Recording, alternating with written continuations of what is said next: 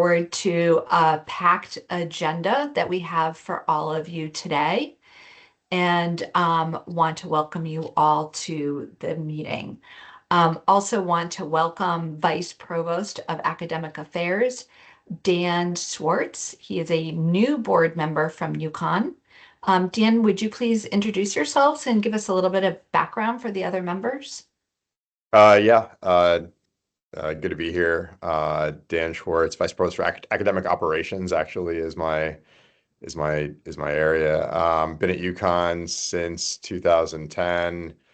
Started as a faculty member, molecular biologist by training, has kind of over the years transitioned into administrative roles, lived for 10 years in the Office of the Vice President for Research, and then about 2 years ago moved over into the Provost office, and most recently institutional research fell under my portfolio, and so that used to be Rika's portfolio, and now it's in mine, and so that's how I got put on this committee. But good to meet everybody.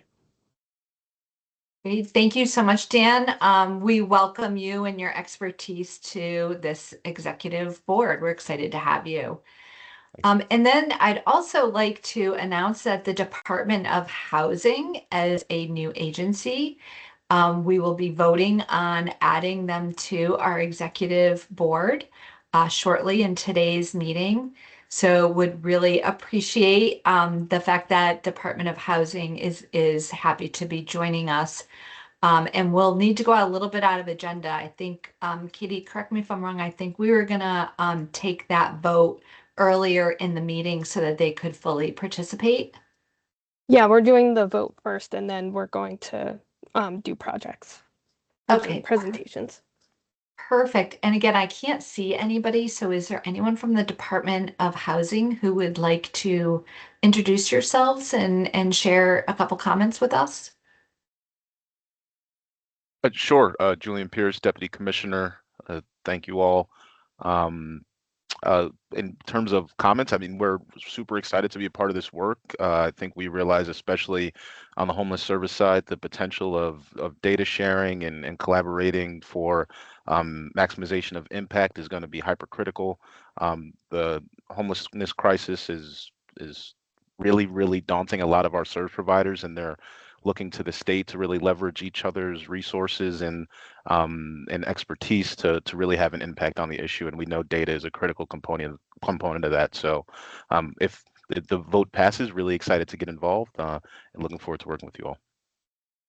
Thank you so much. And I know that Department of Housing has been a really valuable partner to the Office of Workforce Strategy in the work that we were doing with Career Connect and providing housing subsidies for the folks that were going through job training programs. So I think your addition to this executive board will be very valuable on many fronts. So thank you very much for your interest in joining us. Before we go to the attendance, the next item on the agenda is public comment. Is there anyone from the public that would like to give a minute of public comment to the board?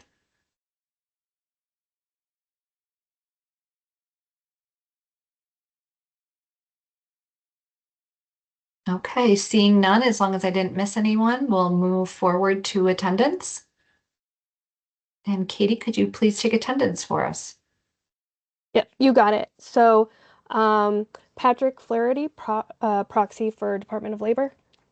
I'm here and representing Commissioner Bartolomeo. Great. Isha Canada from Department of Social Services. Present. Ainsley Diamond from Connecticut State Colleges and Universities. Present. Eulalia Garcia from Department of Correction. Present. Awesome. Scott Goff from OPM.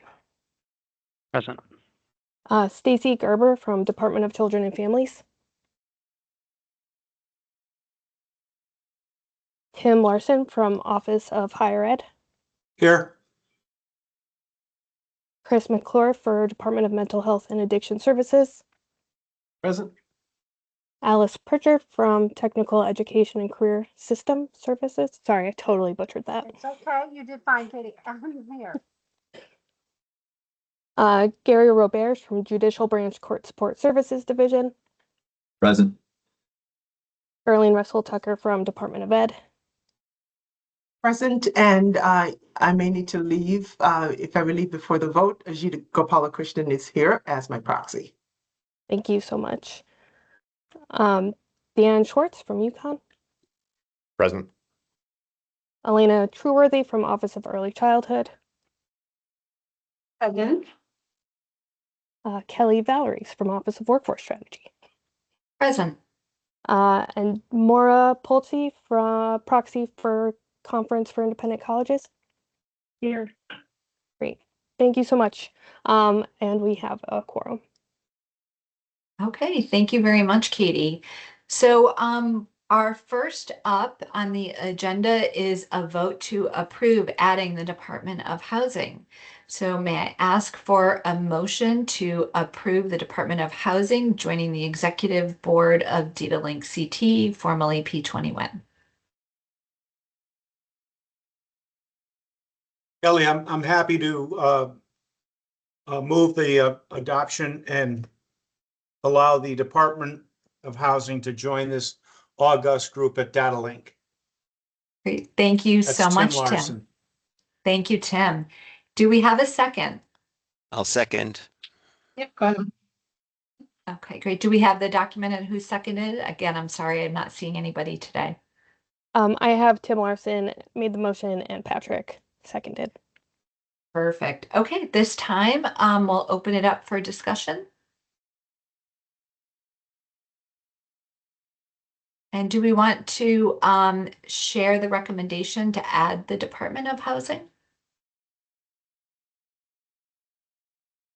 Yeah, You Kelly, may- with your you- permission, I'll go through the process for it.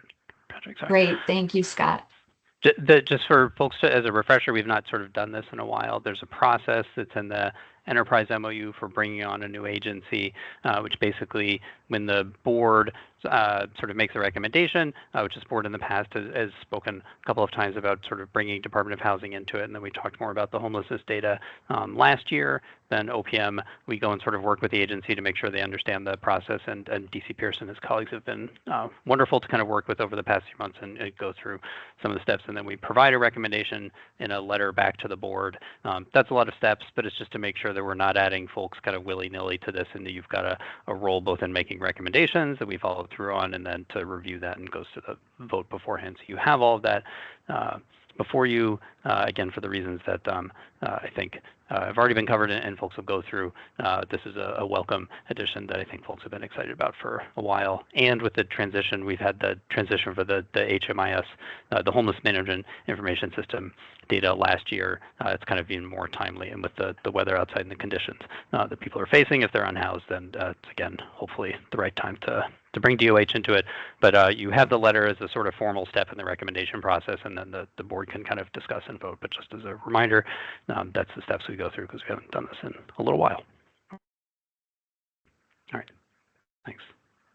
Kelly, Great, back to you. thank you, Scott. Is there any other comments from any of our board members? It looks like Elena and Charlene have their hands raised.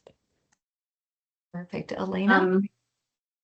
Thank you. Just wanted to speak in support, just with the tremendous work that we already do with the Department of Housing, the importance of housing as it relates to, family well-being, stability, and early learning and development. So looking forward to having the agency as part of this. Thank you. Thank you so much, Elena. Charlene. Sure. Adding my voice of support to our commission at OEC as well. We do work together.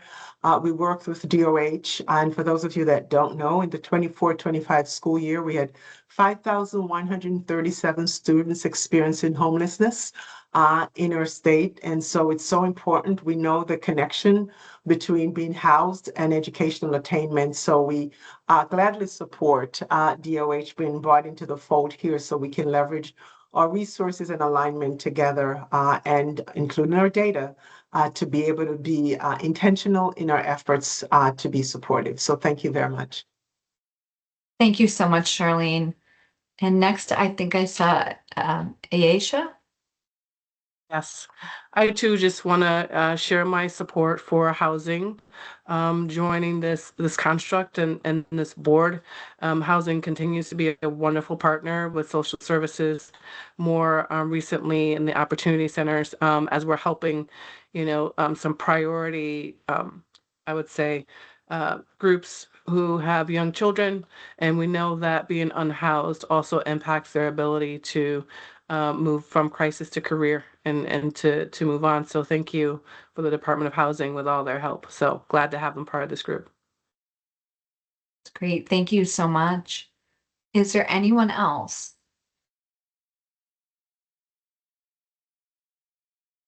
Excellent. And I already shared my comments to the board a few moments ago. We're very supportive and grateful that Department of Housing is joining us today. So with that said, I'll ask for a vote. All in favor of those adding the Department of Housing, please say aye.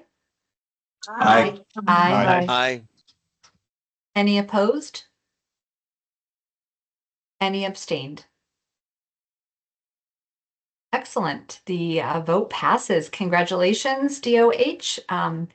Welcome to the board, and I'll pass it over to you for any additional comments that you'd like to make. To these meetings, I plan to bring some of our staff as well, some IT folks, certainly Bo Anderson, who a lot of you know, who helps manage the HMIS data on behalf of the department, and then some of our, at least Steve Delella, who is the director of our individual and family support programs team. So we'll have all the subject matter expertise here, ready to answer questions, ready to engage, and really excited to get to work. Thank you.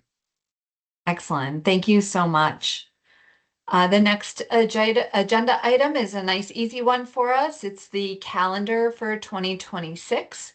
On your agenda, you'll see the 4 proposed executive board meetings, January 27th, April 28th, July 28th, and October 27th. So at this time, can I have a motion to approve the calendar as proposed? Kelly, I'd move to approve the calendar as presented. Tim Larson. Thank you, Tim. Do I have a second? I second. This is Isha. Isha, thank you very much for the second. All in favor, say aye. Aye. Aye. Aye. Aye. Aye. Any opposed? Any abstained? Excellent. Calendar passes. So now we're going to get to the fun and the meat of our meeting with our data project updates. So the next presentation on data will be post-secondary earnings.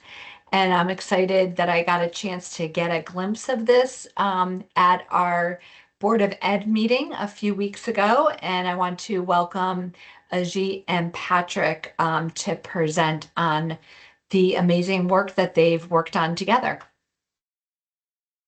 Great. Thank you, Dr. Valories. Appreciate the opportunity to share our collaborative work. That would not be possible without DataLinkCT. So, and thank you, Patrick. Especially DOL's partnership is essential here. We're going to do a 5-minute presentation and then essentially open up the platform for questions here from the executive board. I shared this at our State Board of Education meeting last week. And so that was, or maybe a couple of weeks ago now. Time flies.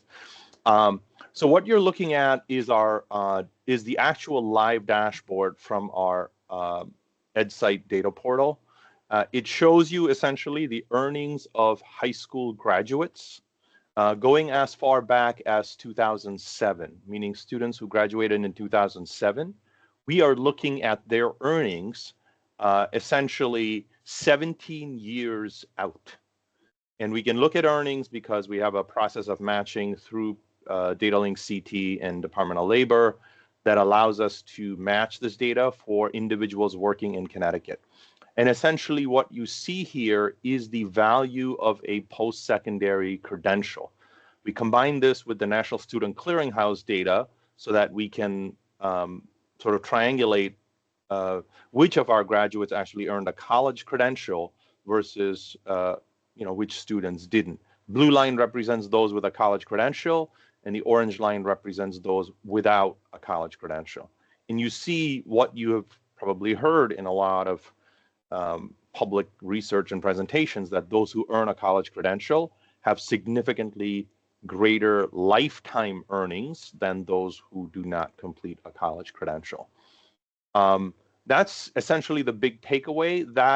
And I'll switch to different graduating classes. And what you'll notice is that the number of years, obviously, that you can look forward on a graduate is fewer as you get into more recent graduates. So for example, if I come to the 2011 class, I now only have 13 years I can look forward, and so on. So, but the story is the same. The first few years, for those who earn a college credential, their earnings are lower because they're essentially not working, not in the labor force, earning very limited, part-time college, summer jobs or whatever when they're not in post-secondary. But around the 5th and 6th year, those trajectories change because those students earn college credentials, and then they're able to, have a very different trajectory. A couple of data notes here. All the values that you see here have been indexed to 2025 earnings, essentially inflation adjusted to 2025. We also have this gray line, which is a proxy for an annualized earnings if you were to work at minimum wage for 50 weeks, 40 hours a week. So it's not minimum wage itself. It's kind of an annualized proxy for somebody working at minimum wage, which is about 32,000, 33,000 in that range. So when you see these earnings for those without a college credential, 13 years out for the class of 2011, earning around 52,000. And there's 9,600 individuals in that bucket. And if I were to go up here, there's about 7,700 individuals in those two buckets. I'm going to pause here and invite Patrick, if he has anything, Patrick, that you want to add at this point before I go a little deeper. No, I mean, I think, the idea that it's been, normalized to that 1 year of, adjusted to 2025. And I can't wait for you to show the apprentice data. So I think you should just move forward, because that's the exciting piece for us. Okay, well, I think there's a question from Andrea. Yeah, so thank you. I'm Andrea Barton Reeves. I'm the commissioner for the Department of Social Services. Usually my very illustrious Deputy Commissioner Isha Canada is here, but I was curious about the agenda today. So I had a couple of questions, one of which is that the minimum wage that you referenced, are we talking about the current state minimum wage, not the federal minimum wage? That's correct. It's like 16 Okay. 16 and change an hour for 50 weeks for 40 hours each week. Yeah. Okay. So is the delta more significant if we were to measure it against the federal minimum wage? Or it's why I imagine that it would be. I'm not sure. Patrick, you want to jump in on that? Yeah, I mean, the federal minimum wage is still $7.25 an hour, hasn't changed in decades. So obviously it would just be a lower number. I think that, for the sake of the chart, it's really just a benchmark line just to sort of show, because obviously nobody is supposed to make less than the minimum wage. The reality of the people in the first years out of high school is they're either working less hours than what's been normalized, or maybe they're not working all 12 months. So, first couple years out of college or out of high school, maybe, took you a few months to find a job. And then you have folks, it's an average of people, right? So some of the people are working all 12 months, but some of them might, as we know, when you first leave high school, whether you're in college or not, you'll have some spells of unemployment, typically as you start to get your career organized. And so the fact that they're earning even less than the annualized minimum wage isn't really that necessarily they're earning an hourly rate that's lower than the minimum wage, or whether it's state or federal, it's that they're not necessarily working that 40 hours, 52 weeks a year. But just to sort of have a standard to measure everyone against, Mm-hmm. consistent across time, uh, you know, Yeah. it's in some ways an arbitrary pick, but it's not the craziest idea. Just take the minimum wage, multiply by 52, multiply by 40, and you get the Yeah. That $32,000. makes sense. And and then this is my second and hopefully my last question. Is it the average of the types of jobs that people can get? Is there, or excuse me, or are we measuring different industries? So, or was there a measure of industries? Because I would imagine those that have, let's I can say, get into degrees that a in, little bit. okay, right, Actually, degrees I'm in going to get engineering into a and little bit on the accounting. industry. Yeah, and Okay. also that the wage data have quarterly earnings, and that's it. Mm-hmm. So we don't Mm-hmm. know the hourly rate. We don't know whether they worked full-time, part-time, or any of those things. We just have a sort of a quarterly wage earned amount. And so Okay. it is kind of a gross measure, but it does Yeah. help when looking at broad trends like this.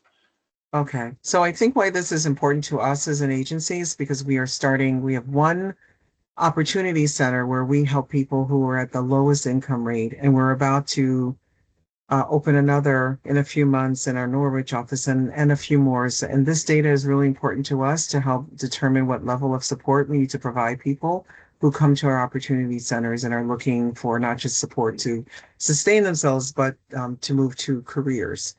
So DC Canada, that's why I was interested in this, but we can go on. So thank you for answering my questions. Oh, of course, that's why we're here. Um, as we were talking, I took the liberty of going into a more in-depth view of the data to make the point. And essentially what I'm doing here is I'm looking at high school graduates from the class of 2011. I've gone into an interactive view, still looking at state level data, but I've split this data a couple of ways. One is the blue and the orange still represent credential and no credential. But this time, on the left-hand side, it's those who are eligible for free or reduced price meals, and Commissioner, sort of to your interest in individuals from poverty, and those are based on 185 and 200 times federal poverty level, these cutoffs for free or reduced price meal eligibility.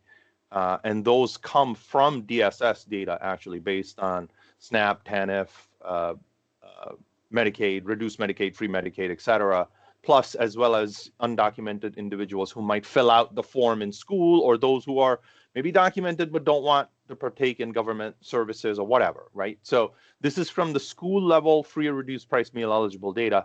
Left-hand side is that, those students, and right-hand side is those not eligible in our data. And essentially what you see that this split, this sort of pattern of college credentials earning more and those not earning more without a college credential, that pattern holds whether you're from low-income families or not. And I think that's an important, obviously, takeaway, is that even when you come from a low-income socioeconomic background, if you are able to make it to the college credential, then it does make a difference. And college credential includes associates and bachelors or higher, certificates as well. Those, even though those numbers are fewer. And you do see that the earnings for those who are not eligible, if they have a college credential, is higher than those who come from low-income families but get to the college credential. The gap is still there, which is good. But I think the important takeaway for us is the actual numbers as well. So I'm gonna go over some numbers here. If I hover over this last column, 13 years out, right, there's almost 6,000 students who are graduates who have a college credential, who are not from a low-income background. Right? If I hover over this, I see about 4,800. So 6,000 to 4,800. Okay, just remember that. If I hover over on this side, I have 1,800 graduates from low-income families who have a college credential. But if I hover over here, it's almost 5,000. You see how the pattern is flipped, right? So essentially saying that if you're from a low-income family, the pattern holds, but not enough of them are getting to that college credential, right? So many more of them, it's almost like a flip. Many more of them are still not college credential. And this pattern will hold. I mean, and you can play around with this. You could spend days on this data. You can look up individual districts and you'll see this pattern kind of holding. You can go into districts, higher poverty districts, you will see the same pattern kind of play out in those individual districts, which then brings us to the next question. So what can we do about it? What is our focus? I mean, clearly we want more students to get to some type of credential. And if they can get to a college credential, great. But we are also looking at non-college credentials. And I'll sort of close briefly by reverting to our press release from October when we released our accountability results. And I want to sort of zone in on one data point, which is a measure of college and career readiness, where we're looking at students taking dual credit courses and earning at least 3 or more college credits when they're in high school. Now, you know the college credits can be earned, and I'll zoom in a little bit more here. College credits can be earned for with a wide variety of our providers. Oops, excuse me. Sorry about that. Ajit, I hate to ask you because it's such amazing information, but can you just kind of wrap it up so that we can get to the rest of the agenda? I'm so sorry. No, that's all right. I think partly I'm just trying to show here that we were at 30,000 course enrollments 6 years ago in terms of our high school students taking college courses. Last year, we were at 46,000. And we increased from 36 to 46 in a single year, thanks to our partnership with our IHEs and our districts investing and us investing over almost $9 million in this. And you could see that obviously UConn's ECE program is still a big part of this, but others are also improving the CT state system, our state universities, and our private institutions. And we've seen significant increases in students of color and students from low-income families really accessing this work. So I see our commissioner has a word. I'll defer to her. And Kelly, I'm done with my piece. Thank you, Ajit and Kelly. I won't take any more of their time except for this body to appreciate the work that we're doing together. It's what I say, it's our best in class collaboration. I've shared this with colleagues, this dashboard, and they're blown away about us having this kind of information for which all of us can rally around when we talk about what we need to do together. So I just wanted to put that in there and so appreciate this partnership, the DataLink work that gives us as a group the ability to have this kind of conversation for how do we intervene and what it is that we need to do. So I just wanted to share that. Thank you all for this work. And thank you so much, Charlene and Ajit, for the great work that you've done, and Patrick and your partnership, and Scott and your team. It's really a best in class to be able to look at what you've done on EdSite, and just imagine if more of our agencies could provide that level of data. It would and I think that's where we're working towards here, right? And so you guys are leading the pact for us in this work. So thank you very much. And I'm sorry I had to cut you off because we could spend a whole hour just going through that data. But next, we'd love to get an update from Rachel on 2 really important data requests, one on the education and workforce pathways, and then on disconnected and at-risk youth report. Thanks, Kelly. I think we're going to put some slides back up because we do have some visuals for folks. I'll start with the Disconnected and At-Risk Youth Annual Report. So this is a report and statute that's meant to be delivered by January 1st. We're nearly done, so we're still close to that deadline, though that was, I think it was a day off for us. But the purpose of this request is to replicate a report that was created outside of this statute around disconnected and at-risk youth, and to the extent possible also look at some of the factors impacting rates of disconnection or rates of being considered at risk. So folks who have been with us for like a longer time frame, this time last year was the first time that we were doing this report as our team. We did have the support of the Boston Consulting Group to produce that report to publish earlier in 2025. This year, without some of that extended analytic support, what we did was we updated the big headline statistic in the report, and we plan to spend the current year updating the data requests that we have, merging and analyzing data for a future report. So right now we're in the middle of doing pre-publication review with participating agencies. We want to give extra thanks to Ajit and his team for providing us with a pretty robust look at the at-risk sort of side of the big statistic for disconnected and at-risk youth, and we'll be releasing the report when it's ready to all the committees of cognizance, as well as this board and the data governing board.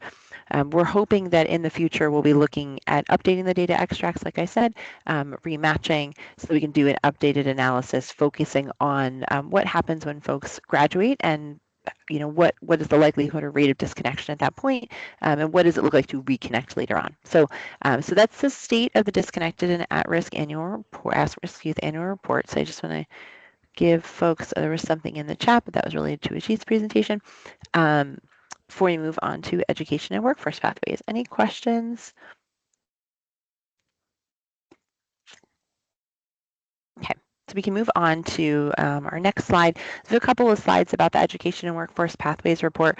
So this is also a report that was mandated in statute. It's been through a number of iterations from request development to the analytical phase, and now in the final phases before publication. So we're about done. We just have some very late stage feedback from one of our participating agencies.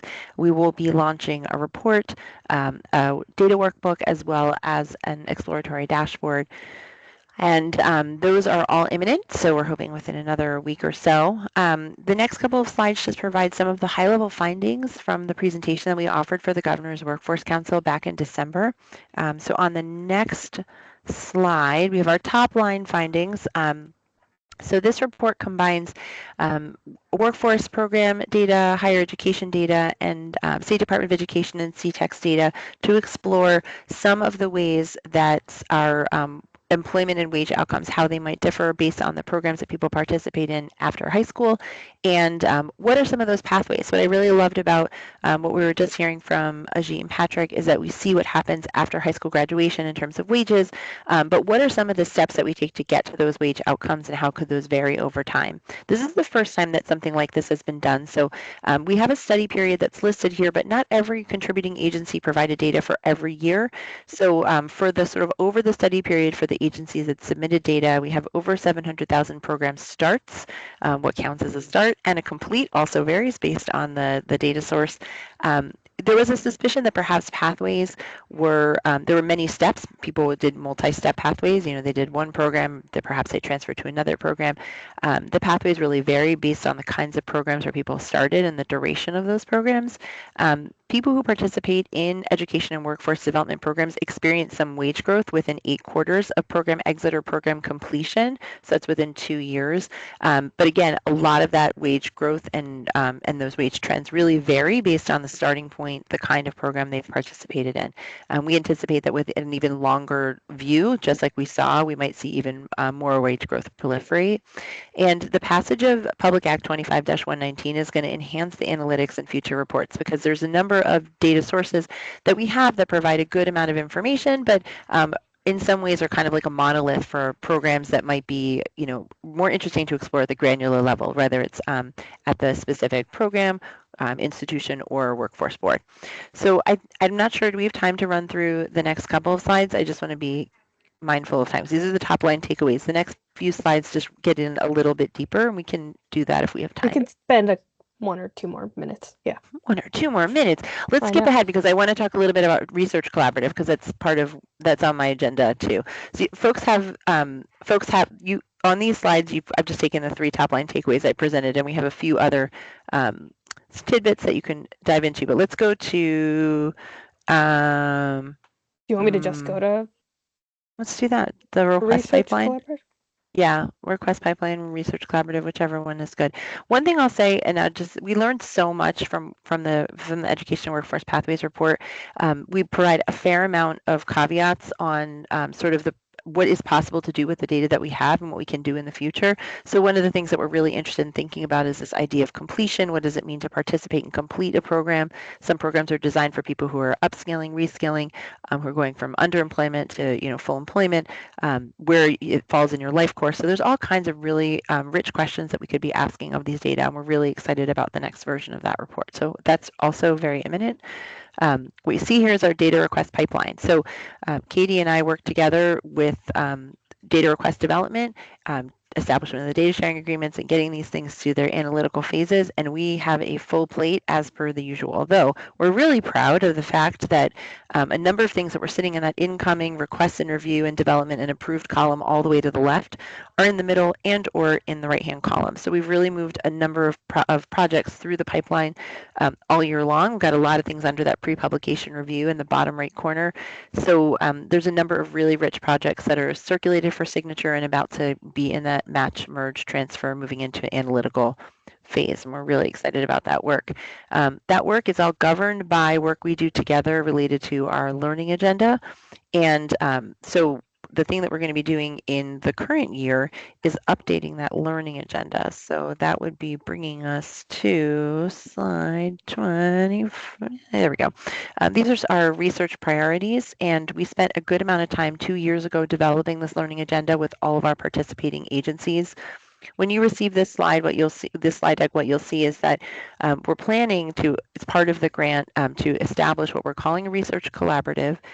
We've been talking about this for a while. There's communication going out this week, finally, to agencies to start working around your research priorities and questions, how they fit with this existing learning agenda, what kind of updates that we can provide for the next phase of the grant. Right now, we have a heavy emphasis on workforce development, post-secondary education, and we're really excited to expand some of the other areas. So Commissioner Barton-Reeves' question around what happens with participants who come to opportunity centers later on, that's a really rich question that we'd love to partner on and think about developing a request around that. We're really excited to see that there's even more request development among our partner agencies.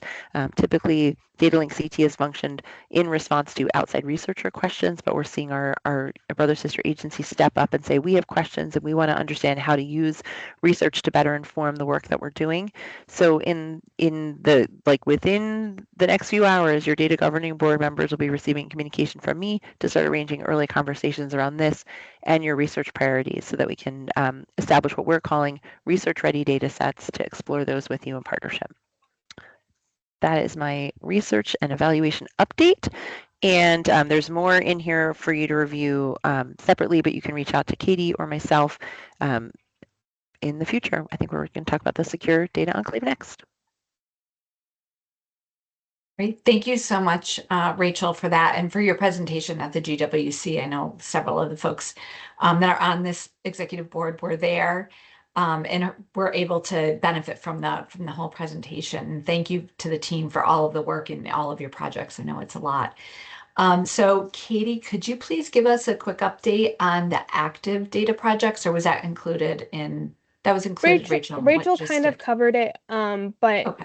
In the interest of time, I won't go through all of them, but in the slide deck that you get, you'll see both like the active data requests at different stages, but you'll also see a breakdown of requests by stage, but also it says like the topic, who the requester is, which agencies are involved, and a summary of the project. So there are slides in there that go into a bit more detail. Great, thank you for that. And Katie, I think you and Adriana are going to give us an update on the milestones and timeline for the Secure Data Enclave. Yes, Adriana, are you ready? I'm good. Do you want to bring those slides up? Or you want me to bring them up?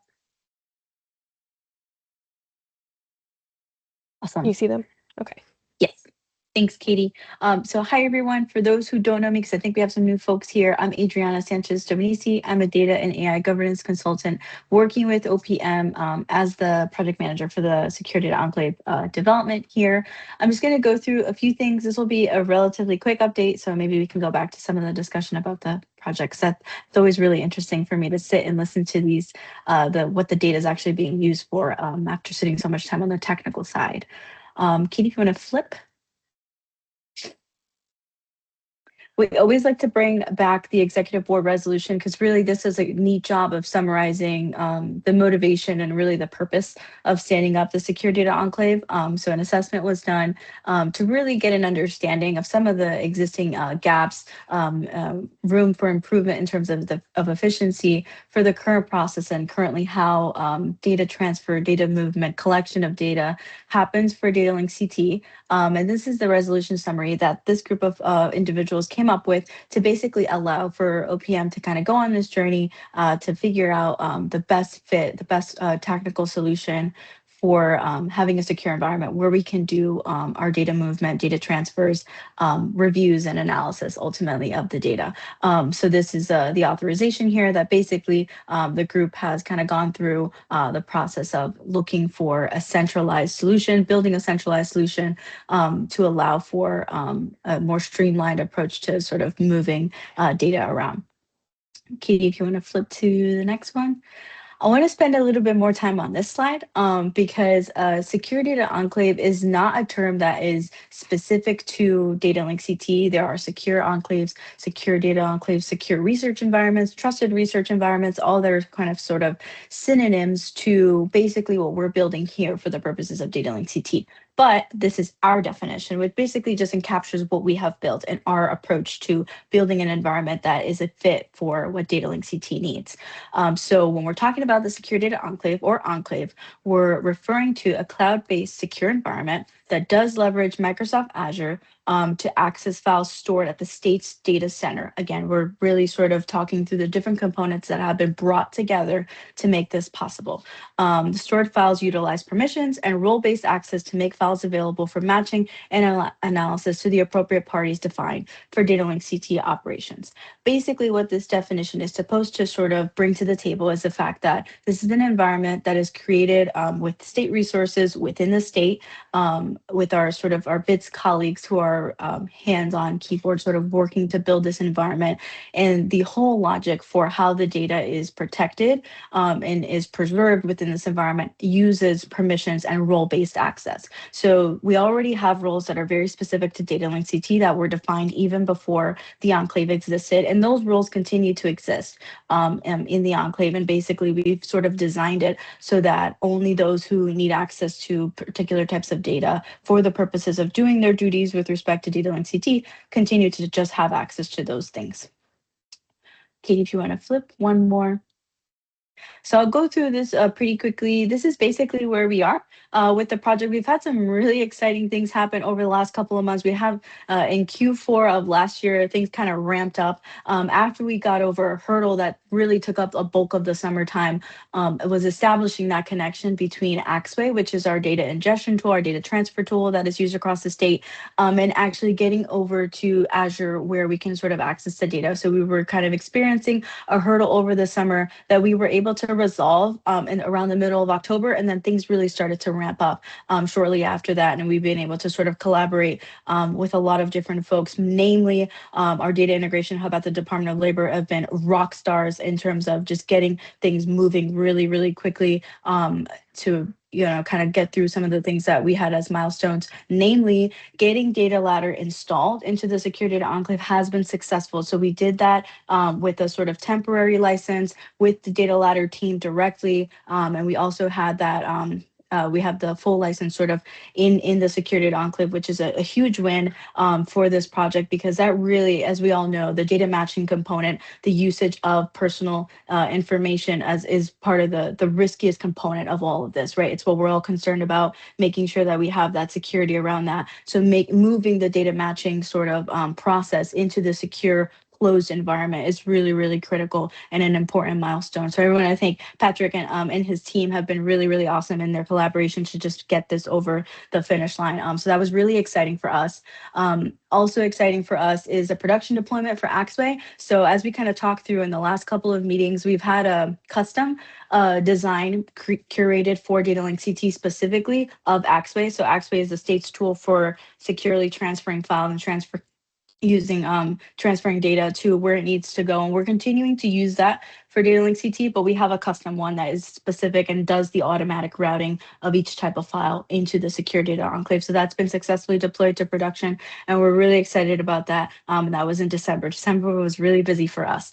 We also spent quite a bit of time with the workforce development boards, onboarding those data stewards to the new environment, making sure that they understand Axway, how to use Axway, giving them access to that tool so that they know how to properly sort of curate their files and make them available for the workforce boards. We've also implemented some branding a couple of weeks ago into the new instance of Axway, so it can be really clear to the data stewards that are working, because we understand that data stewards are working on a lot of different projects, not just DataLinkCT projects, and they're probably using Axway for a lot of different things. So one thing that was really important for us to maintain security and make sure that there's no confusion was to do something so that people know when they're logging into DataLinkCT's instance of Axway, they're making sure that they're submitting the correct files. So we've implemented that branding in Axway earlier this month. So that was really exciting for us as well. Coming soon, and Katie will talk about this a little bit as well, is we're going to be focusing on the live transfer of the workforce development board's data. Again, we've already worked with those data stewards to kind of walk them through the process of submitting their data, so they know how to do that. Documentation is underway to make sure that they have step-by-step instructions on how to do this, because they're going to be sort of like the first group to send their data into the enclave using the new instance of Axway. So that's what we're working to. I think I just have one more timeline slide. This is our timeline, and some of this stuff has already happened as we're quickly approaching February of this year. So again, in December, we had a lot of activity with testing. We're now in January looking to sort of support the workforce boards with whatever they need. And we're looking for a full transition to the secure data enclave in spring, early spring of this year. That's it from me. I don't know if folks have questions, concerns, or anything. Patrick, go ahead. Yes. So Adriana, thank you. And thank you for the compliments for our team. And I just wanted to acknowledge, you mentioned state resources. Most of the funding for this actually comes from our federal partners through the WDQI grant, and our federal partners at the U.S. Department of Labor, Employment and Trade Administration, ETA, are very excited about the Public Act 25119, particularly with regard to the workforce boards. They have been important partners throughout this entire process, and anytime you can say something good about the federal government these days, I would like to take that opportunity. Our federal partners have been very supportive of this project, and we couldn't do it without the funding that they provided. Thank you, Patrick. Appreciate that. Scott? One quick friendly reminder for the executive board members to keep the ambitious timelines that Patrick just reinforced the importance of, and that are in the slides that Adriana had. You may or already have received a request to sign a data sharing agreement from Katie. So if you have or get one in the next few days, if you've got signatory authority, you can find the person who has it. We need your help to get those signed and executed so we can get some of the agreements through before the cutover in early March, which is our deadline that we're hoping to hit. So we think we're on track, but if you get an email from Katie, as always, just please respond, and if you can sign and bring the agreements to conclusion, that will help us hit the deadlines here. So thank you, everyone, for all the support for this. Thanks so much, Scott. Katie, did you have things for the resolution and next steps, or did we cover that?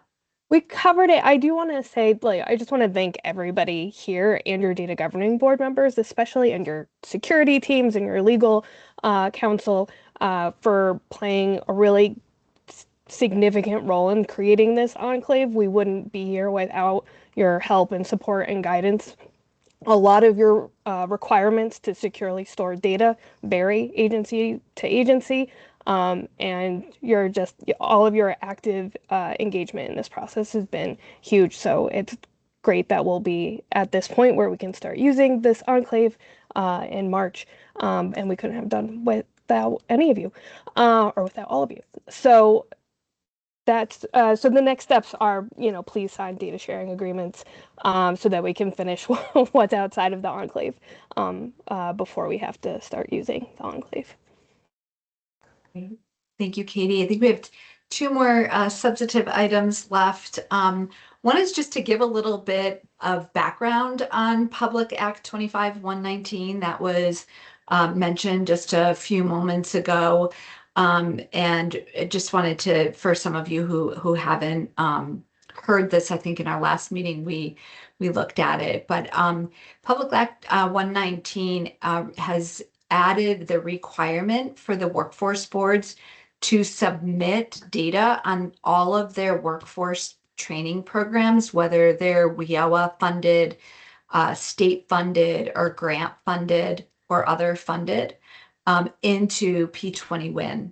And the purpose of this is so that we can really get a full understanding of what our public workforce system is, the output is, and we can understand where there may be opportunities, gaps, or celebrate the great work that is done in totality. The other piece was to require our public higher education institutions to bring data in for their non-credit workforce training programs. And I want to thank Ainsley here and her team and Scott's team for working through that. Anytime we're collecting large amounts of data that haven't been collected in the past, there's always a learning curve and a lot of work that needs to be put into place to get these types of data pulls like operational and repeatable. And so want to just make sure everybody understands kind of the idea here is that we really do understand the full scope of the workforce system. So with that, Scott or Ainsley or Patrick, does anybody have anything else you'd like to add with regards to Public Act 119?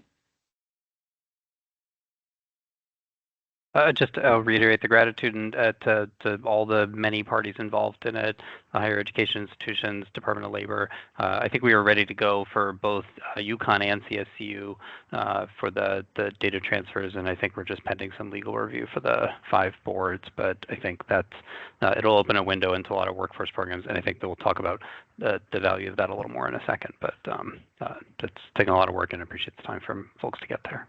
Particularly OWS. Nobody thanked you, Kelly. So the OWS led to charge on a lot of this. So thank you. Great. Thank you, Scott. Any questions or comments on 119?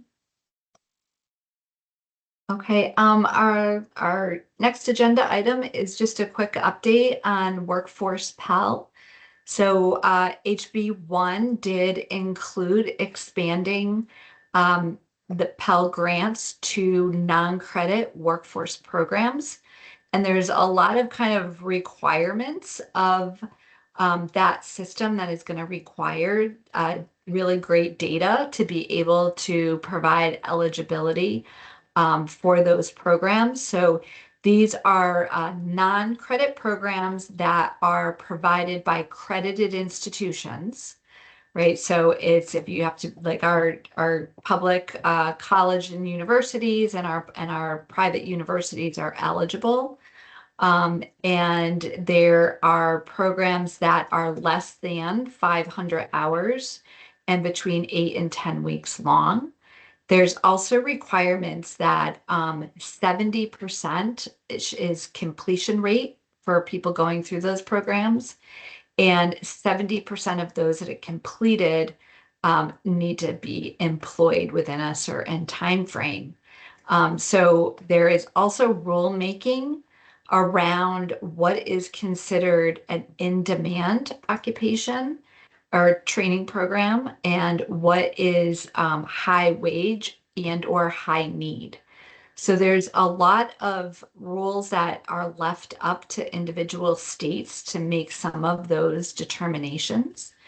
And the current legislation requires the state workforce board to work to coordinate and bring in the partner conversations on creating those definitions. Different states will have different types of requirements with regards to the high wage and high demand and high need. And so the workforce Pell is eligible to start in July, excuse me, of this year.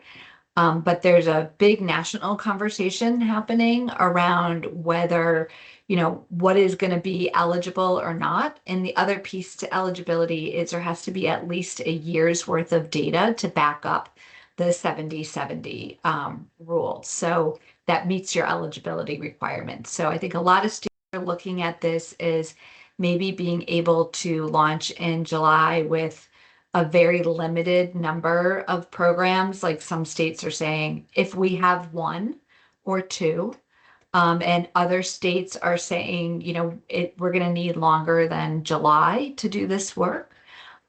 There's a lot of work happening at the individual partner level of where I know like CSCU is doing a ton of work, is looking at their programs, and other institutions are as well. There is another requirement of stackability. So a non-credit needs to stack to credit. And there's just a lot of things happening there.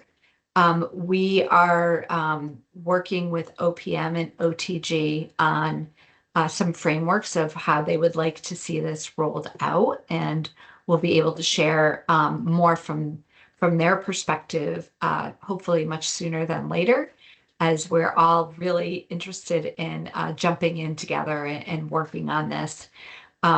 Connecticut is part of a 11 state technical assistance program on credentials of value, which will be a subset of kind of what is Workforce Pell, will be a credential of value with additional types of requirements that meet the eligibility standards. So a group of us, I think there was 8 of us from different agencies, went down to Tennessee in the beginning of November, and really were able to start some really great, robust conversations around credentials of value that roll up into the work that's happening at the State Department of Ed around credentials of value, that roll into the eligible training provider list for credentials of value at Department of Labor. And again, we'll roll into Workforce Pell. So a lot to be done there. So Scott, do you have anything else that you'd like to add with regards to Workforce Pell? No, I think my suspicion is by the next meeting of this board, hopefully we'll know more from the federal government on how they want to implement this. But like Kelly said, there's sort of 70% for completion, employment, the same outcomes you saw reported earlier in this. And so we're in a pretty good position as a state, at least on meeting the data requirements for it and being able to provide this benefit to students. But hopefully we'll know more later in the spring. Yeah, and just one other quick point is the wage data is also associated with that because it has to be deemed high wage and or high need. So the work that Patrick and Ajit shared with us earlier will really be a great roadmap to helping us, get that data and be able to share it out. Great. Excellent. So with that said, we are 1 minute out. Is there any other business to discuss from any of our board members? Oh, I'm sorry, Ainsley, go ahead. Yeah, just back to the Pell eligibility, I just want to point out, which might be obvious to everyone on this call, that because of the all of the criteria of what type of program would be eligible, we are very excited to make this, once it's determined what programs are eligible, to share with prospective students about this opportunity. But as you can imagine from how strict the criteria is, it's going to be a limited number of programs. And we've been looking at this from the very first blushes of information that came out as far as what programs would be eligible and how we do that communication. So we were looking obviously at CT State. That's going to be the first step of these programs, but it's a very small, limited number of programs, and it's still a moving target. From the federal level, negotiated rulemaking ended, but then they have to take all of the feedback, and that will take them at least until April. And so that that July 1 deadline is a little strenuous for anyone in higher education. We don't move that quickly, but we are going to be responsive to those deadlines. Just wanted to add that additional information. Thank you so much from that. And, you know, all of this is a moving target at this point in time, but a lot of work to be laid out and a lot of partnerships that will be working across state agencies and educational partners. And Alice, you'll be a big part of those conversations as well, and had joined us down in DC along with Ainsley, or with Karen Heineck from CT State. Okay, any other business? Okay, can I have a motion to adjourn? So moved. Second? Second. Great, thank you, everyone. We'll see you in a few months. Thank you. Right. Thank you.